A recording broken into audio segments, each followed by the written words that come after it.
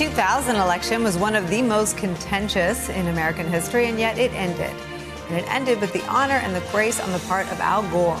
Joining us now, presidential historian and MSNBC contributor Jon Meacham, the Rev Al Sharpton, Claire and Jason are all still here. Jon Meacham, I am told that we should not expect any sort of graceful concession speech from Donald Trump, but I know when John McCain had to give one, it was viewed by him and by Mark Salter, who wrote it, as the most important speech of his life. Why do they matter so much? Yeah. Well, how we handle defeat tells us as much about our character, if not more so, than how we handle victory, right? Haven't we all been taught that from the schoolyard forward?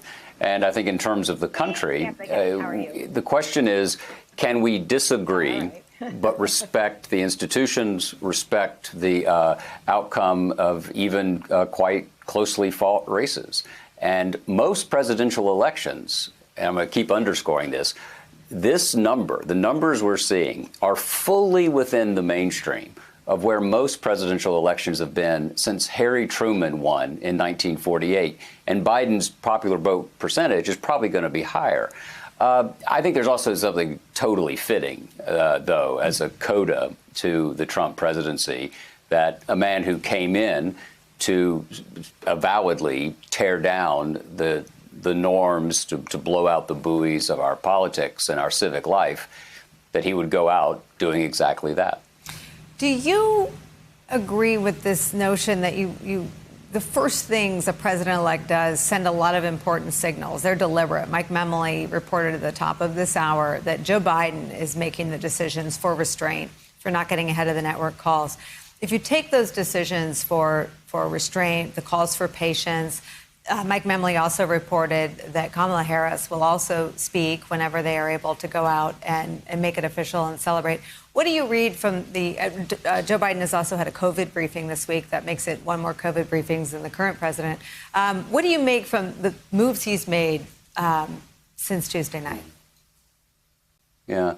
Well, it's another old piece of home wisdom, right? We talked about learning from defeat, learning in victory. It's also start out the way you intend to carry on. It's an old insight into human behavior, a pretty good precept. And look, Biden is in many ways a creature of the ethos of normalcy. And that may have some downsides going forward. But Lord, right now, he looks a little bit like Cicero in terms of bringing. We just gave the right-wing blogosphere something to play with. Early Merry Christmas. They're very busy with Donald Trump's lies about voter fraud. Well, that's true. Cicero may not make the cut today, but it's all a matter of comparison, right? Yeah. And so I think Vice President Biden's incredibly careful about this stuff. He's a student of it. It's in his DNA to reflect the best of these traditions. Hey there, I'm Chris Hayes from MSNBC. Thanks for watching MSNBC on YouTube. If you want to keep up to date with the videos we're putting out, you can click subscribe just below me or click over on this list to see lots of other great videos.